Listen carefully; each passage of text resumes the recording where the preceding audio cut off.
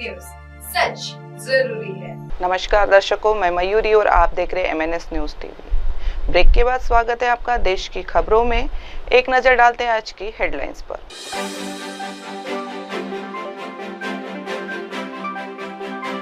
Operation सिंदूर के बाद hot political battle ground बनेगा बिहार। नक्शे से पाकिस्तान का नाम मिटा देना चाहिए, लेफ्टिनेंट विनय नरवाल के पिता।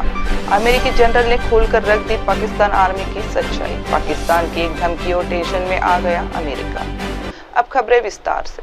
ऑपरेशन सिंदूर के बाद हॉट पॉलिटिकल बैटल ग्राउंड बनेगा बिहार। पीएम मोदी से पहले आ रहे राहुल गांधी, जाने सियासी प्लान। ऑपरेशन सिंदूर के बाद प्रधानमंत्री नरेंद्र मोदी बिहार आ रहे हैं। वह रोहतास में एक चुनावी रैली करेंगे। कांग्रेस सांसद राहुल गांधी भी बिहार आ रहे हैं। वह गया में कार्यकर्ताओं से मिलेंगे। मोदी मई के अंत में आएंगे। राहुल गांधी 15 मई को आ सकते हैं। बिहार बीजेपी अध्यक्ष दिलीप जायसवाल ने कहा कि पीएम मोदी विक्रमगंज में रैली को संबोधित करेंगे। वे आतंकवाद पर दुनिया को संदेश देंगे। जानकारी के अनुसार प्रधानमंत्री नरेंद्र मोदी जल्द ही बिहार दौरे पर आने वाले हैं। ऑपरेशन सिंदूर के बाद वह उनका पहला बिहार दौरा होगा। मई महीने के आखिर में वह रोहतास में एक चुनावी रैली को संबोधित करेंगे। दूसरी तरफ कांग्रेस सांसद राहुल गांधी भी बिहार आ रहे हैं। उनके 15 मई को बिहार आने की संभावना है। पिछले 5 महीनों में राहुल गांधी का यह चौथा बिहार दौरा होगा। इस बार वह गया में कार्यकर्ताओं से मुलाकात करेंगे। कांग्रेस के कई बड़े नेता भी उनके साथ बिहार आ सकते हैं। बता दें कि बिहार में राजनीतिक माहौल गर्म है। प्रधानमंत्री नरेंद्र मोदी और राहुल गांधी के दौरे से राज्य में चुनावी सरगर्मी और तेज हो गई है। दोनों नेता अपनी अपनी पार्टियों के लिए समर्थन जुटाने की कोशिश करेंगे। देखना दिलचस्प होगा कि इन दौरों का बिहार की राजनीति पर क्या असर पड़ता है। ऑपरेशन सिंदूर के बाद प्रधानमंत्री नरेंद्र मोदी बिहार आ रहे हैं। वह रोहतास में एक चुनावी रैली करेंगे।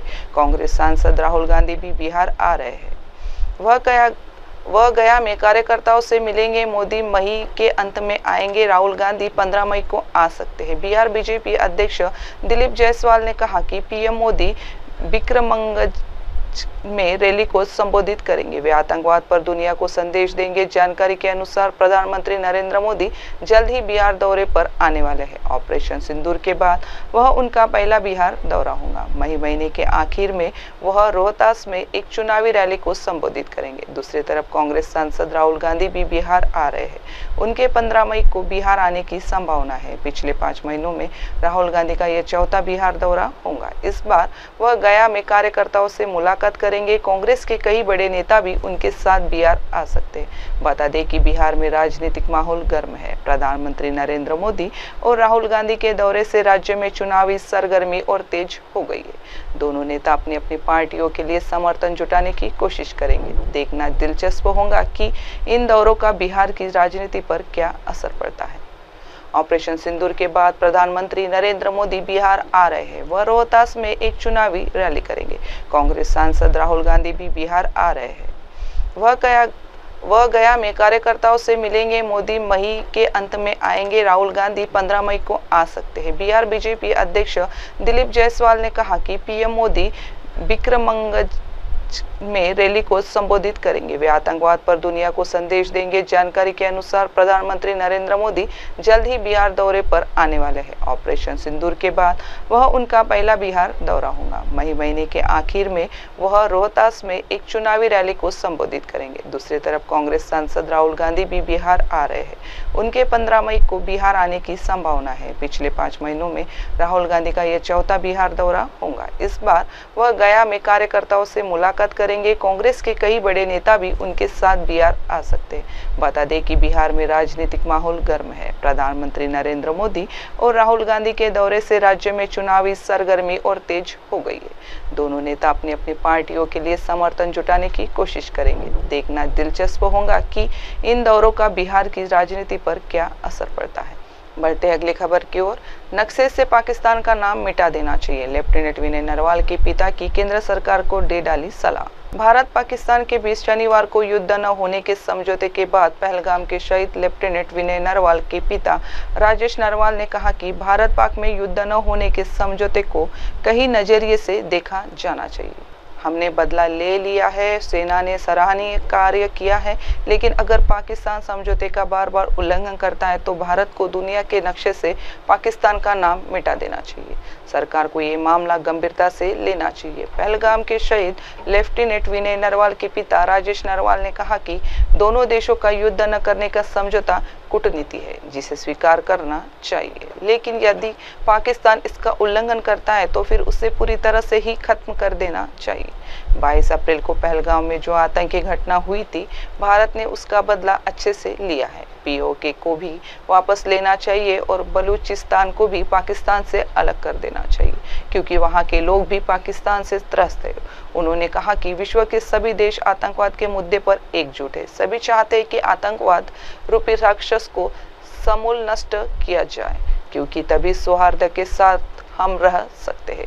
नरवाल ने कहा है कि पाकिस्तान के खिलाफ कार्रवाई के लिए मैं तीनों सेनाओं को बधाई देता हूँ और उनके मनोबल के लिए शाबाशी देता हूँ। पाकिस्तान ने नापाक इरादे से जितने ड्रोन भेजे उसका मुंह तोड़ जवाब दिया गया है। इससे कुछ जवानों की क्षति हुई है। उन परिवारों को बड़ी पीड़ा है। उन परिवारों को सभी सांत्वना दे।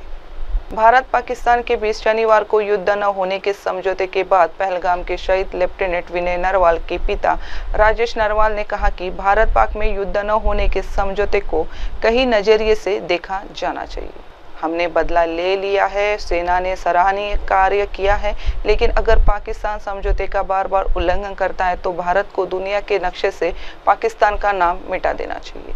सरकार को ये मामला गंभीरता से लेना चाहिए। पहलगाम के शहीद लेफ्टिनेंट विनय नरवाल के पिता राजेश नरवाल ने कहा कि दोनों देशों का युद्ध न करने का समझौता कूटनीति है जिसे स्वीकार करना चाहिए, लेकिन यदि पाकिस्तान इसका उल्लंघन करता है तो फिर उसे पूरी तरह से ही खत्म कर देना चाहिए।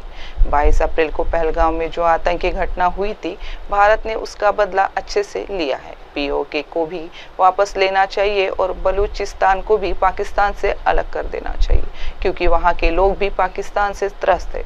उन्होंने कहा कि विश्व के सभी देश आतंकवाद के मुद्दे पर एकजुट है। सभी चाहते हैं कि आतंकवाद रूपी राक्षस को समूल नष्ट किया जाए, क्योंकि तभी सौहार्द के साथ हम रह सकते हैं। नरवाल ने कहा है कि पाकिस्तान के खिलाफ कार्रवाई के लिए मैं तीनों सेनाओं को बधाई देता हूँ और उनके मनोबल के लिए शाबाशी देता हूँ। पाकिस्तान ने नापाक इरादे से जितने ड्रोन भेजे उसका मुंह तोड़ जवाब दिया गया है। इससे कुछ जवानों की क्षति हुई है। उन परिवारों को बड़ी पीड़ा है। उन परिवारों को सभी सांत्वना दे। अब बढ़ते अगली खबर की ओर। अमेरिकी जनरल ने खोल कर रख दी पाकिस्तान आर्मी की सच्चाई, कहा भारत के मुकाबले। भारत पाकिस्तान के बीच सीज फायर भले हो गया है, लेकिन नियंत्रण रेखा पर हालात अब भी तनावपूर्ण बने हुए हैं। भारतीय सेना के डीजीएमओ ने साफ कहा कि मौजूदा हालात युद्ध जैसे ही है। इसके साथ ही उन्होंने बताया कि दोनों देशों के बीच आज एक बार फिर से डीजीएमओ स्तर की बातचीत होगी। वैसे ऑपरेशन सिंदूर के बाद अब पाकिस्तान के होश ठिकाने आ गए। भारतीय सेना ने बताया कि बीती रात कहीं से भी गोलीबारी की खबर नहीं। दोनों देशों के बीच हालिया तनाव के बाद जम्मू कश्मीर और अंतर्राष्ट्रीय बॉर्डर पर यह पहली शांत रात है। इससे पहले तीनों सेनाओं के डीजी ऑपरेशन की तरफ से रविवार शाम पाकिस्तान के साथ बॉर्डर पर सीज फायर के बीच ऑपरेशन सिंदूर से जुड़ी हुई जानकारी दी गई है। सेना की तरफ से पूरे ऑपरेशन सिंदूर पर बात करते हुए ये साफ कर दिया कि यह ऑपरेशन आतंक के सफाये के लिए था, यानी भारतीय सुरक्षा बलों ने ऑपरेशन सिंदूर के तहत सिर्फ आतंकवादियों के ठिकानों पर हमले किए। 7 मई के बाद हुए सैन्य टकराव पर भी सेना के तीनों अंगों के अधिकारियों ने साफ किया कि इस ऑपरेशन के दौरान पाकिस्तानी फौज को बहुत बड़ा नुकसान पहुंचाया गया। भारत के हमले में कई पाकिस्तानी एयरबस तबाह हो गए। इसके अलावा भारत के ऑपरेशन में पाकिस्तानी फौज के 35 से 40 जवानों के मारे जाने की जानकारी भी दी गई। पाकिस्तान के साथ हुए सीज फायर पर भी भारत के सशस्त्र बलों ने साफ कर दिया कि ये समझौता पाकिस्तान के कहने पर किया गया और भारतीय फौज की जवाबी कार्रवाई के कारण पाकिस्तान घुटनों पर आने के लिए मजबूर हुआ, कहा भारत के मुकाबले।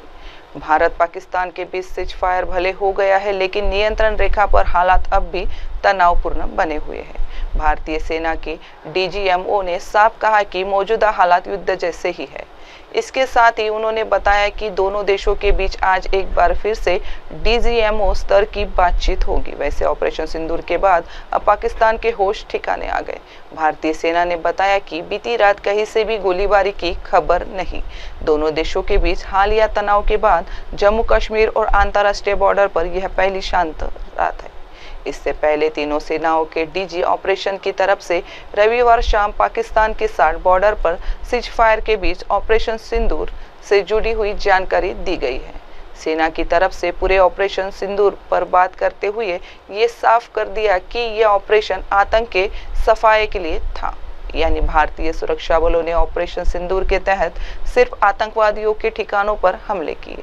7 मई के बाद हुए सैन्य टकराव पर भी सेना के तीनों अंगों के अधिकारियों ने साफ किया कि इस ऑपरेशन के दौरान पाकिस्तानी फौज को बहुत बड़ा नुकसान पहुंचाया गया। भारत के हमले में कई पाकिस्तानी एयरबस तबाह हो गए। इसके अलावा भारत के ऑपरेशन में पाकिस्तानी फौज के 35 से 40 जवानों के मारे जाने की जानकारी भी दी गई। पाकिस्तान के साथ हुए सीज फायर पर भी भारत के सशस्त्र बलों ने साफ कर दिया कि ये समझौता पाकिस्तान के कहने पर किया गया और भारतीय फौज की जवाबी कार्रवाई के कारण पाकिस्तान घुटनों पर आने के लिए मजबूर हुआ। अब बढ़ते अगली खबर की ओर। पाकिस्तान की एक धमकी और टेंशन में आ गया अमेरिका, तभी घुमाया जयशंकर को फोन। भारत और पाकिस्तान के बीच लड़ाई अब रुक चुकी है। दोनों देश सीज फायर पर सहमत हो गए हैं, जिसके बाद अंतर्राष्ट्रीय सीमा और नियंत्रण रेखा यानी LOC पर अब शांति है। हालांकि इस बीच पाकिस्तान को लेकर एक चौंकाने वाली सच्चाई सामने आई है। खुफिया सूत्रों से पता चला है कि पाकिस्तान ने परमाणु युद्ध की धमकी देकर अमेरिका को दबाव में लाने के लिए कोशिश की। इसी तनाव के बीच अमेरिकी विदेश मंत्री मार्को रूबियो ने विदेशी मंत्री S जयशंकर को कॉल किया और सीज फायर पर बातचीत तेज हुई। भारत ने जब ऑपरेशन सिंदूर के तहत पाकिस्तान के कई सैन्य और आतंकी ठिकानों को सटीक निशाना बनाया तो इस जवाबी कार्रवाई से पाकिस्तान में खलबली मच गई। इसके तुरंत बाद पाकिस्तान ने अपनी नेशनल कमांड अथॉरिटी की आपात बैठक बुलाई। यही संस्था देश के परमाणु हथियारों की जिम्मेदारी संभालती है। इस बीच पाकिस्तान के सेना प्रमुख जनरल असीम मुनीर ने अमेरिकी सीनेटर मार्को रूबियो को साफ शब्दों में कह दिया कि अगर हालात नहीं संभले तो हम परमाणु बटन दबा देंगे। यह धमकी कोई सामान्य बयान नहीं था, बल्कि एक सुनियोजित रणनीति का हिस्सा थी, जिससे अमेरिका को युद्ध विराम के लिए हस्तक्षेप करने पर मजबूर। भारत और पाकिस्तान के बीच लड़ाई अब रुक चुकी है। दोनों देश सीज फायर पर सहमत हो गए हैं, जिसके बाद अंतर्राष्ट्रीय सीमा और नियंत्रण रेखा यानी LOC पर अब शांति है। हालांकि इस बीच पाकिस्तान को लेकर एक चौंकाने वाली सच्चाई सामने आई है। खुफिया सूत्रों से पता चला है कि पाकिस्तान ने परमाणु युद्ध की धमकी देकर अमेरिका को दबाव में लाने के लिए कोशिश की। इसी तनाव के बीच अमेरिकी विदेश मंत्री मार्को रूबियो ने विदेशी मंत्री S जयशंकर को कॉल किया और सीज फायर पर बातचीत तेज हुई। भारत ने जब ऑपरेशन सिंदूर के तहत पाकिस्तान के कई सैन्य और आतंकी ठिकानों को सटीक निशाना बनाया तो इस जवाबी कार्रवाई से पाकिस्तान में खलबली मच गई। इसके तुरंत बाद पाकिस्तान ने अपनी नेशनल कमांड अथॉरिटी की आपात बैठक बुलाई। यही संस्था देश के परमाणु हथियारों की जिम्मेदारी संभालती है। इस बीच पाकिस्तान के सेना प्रमुख जनरल असीम मुनीर ने अमेरिकी सीनेटर मार्को रूबियो को साफ शब्दों में कह दिया कि अगर हालात नहीं संभले तो हम परमाणु बटन दबा देंगे। यह धमकी कोई सामान्य बयान नहीं था, बल्कि एक सुनियोजित रणनीति का हिस्सा थी, जिससे अमेरिका को युद्ध विराम के लिए हस्तक्षेप करने पर मजबूर। भारत और पाकिस्तान के बीच लड़ाई अब रुक चुकी है। दोनों देश सीज फायर पर सहमत हो गए हैं, जिसके बाद अंतर्राष्ट्रीय सीमा और नियंत्रण रेखा यानी LOC पर अब शांति है। हालांकि इस बीच पाकिस्तान को लेकर एक चौंकाने वाली सच्चाई सामने आई है। खुफिया सूत्रों से पता चला है कि पाकिस्तान ने परमाणु युद्ध की धमकी देकर अमेरिका को दबाव में लाने के लिए कोशिश की। इसी तनाव के बीच अमेरिकी विदेश मंत्री मार्को रूबियो ने विदेशी मंत्री S जयशंकर को कॉल किया और सीज फायर पर बातचीत तेज हुई। भारत ने जब ऑपरेशन सिंदूर के तहत पाकिस्तान के कई सैन्य और आतंकी ठिकानों को सटीक निशाना बनाया तो इस जवाबी कार्रवाई से पाकिस्तान में खलबली मच गई। इसके तुरंत बाद पाकिस्तान ने अपनी नेशनल कमांड अथॉरिटी की आपात बैठक बुलाई। यही संस्था देश के परमाणु हथियारों की जिम्मेदारी संभालती है। इस बीच पाकिस्तान की सेना प्रमुख जनरल असीम मुनीर ने अमेरिकी सीनेटर मार्को रूबियो को साफ शब्दों में कह दिया है कि अगर हालात नहीं संभले तो हम परमाणु बटन दबा देंगे। यह धमकी कोई सामान्य बयान नहीं था, बल्कि एक सुनियोजित रणनीति का हिस्सा थी, जिससे अमेरिका को युद्ध विराम के लिए हस्तक्षेप करने पर मजबूर किया। अब वक्त हो चुका है एक छोटे से ब्रेक का। देखते रहिए MNS न्यूज टीवी। नमस्कार। हाय हेलो नमस्कार, मैं हूं पंकज विष्णु और आप देख रहे हैं MNS न्यूज। आप देख रहे हैं MNS न्यूज, सच जरूरी।